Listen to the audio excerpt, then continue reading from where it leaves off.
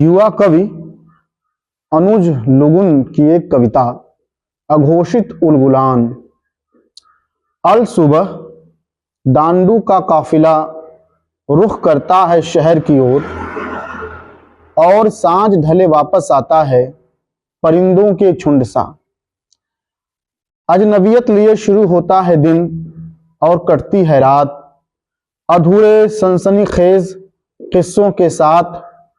Concrete से दबी पगडंडी की तरह दबी रह जाती है जीवन की पदचाप, बिल्कुल मौन।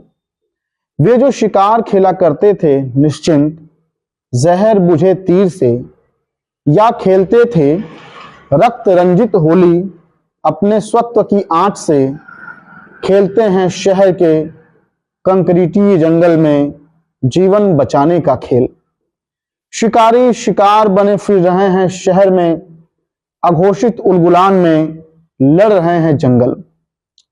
लड़ रहे हैं ये नक्शे में घटते अपने घनत्व के खिलाफ, जनगणना में घटती संख्या के खिलाफ, गुफाओं की तरह टूटती अपनी ही जिजीविषा के खिलाफ।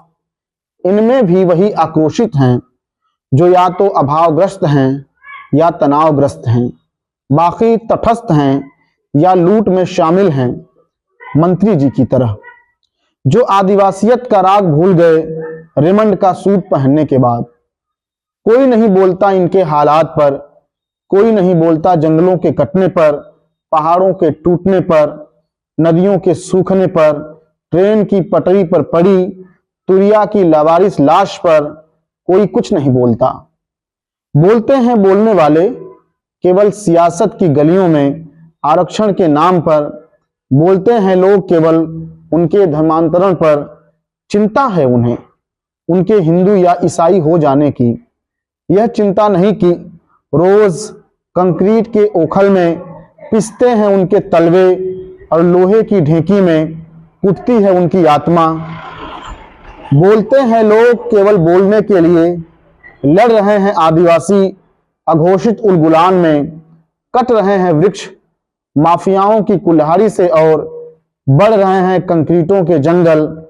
दांडू जाए तो कहां जाए, कटते जंगल में या बढ़ते जंगल में। दांडू जाए तो कहां जाए, कटते जंगल में या बढ़ते जंगल में।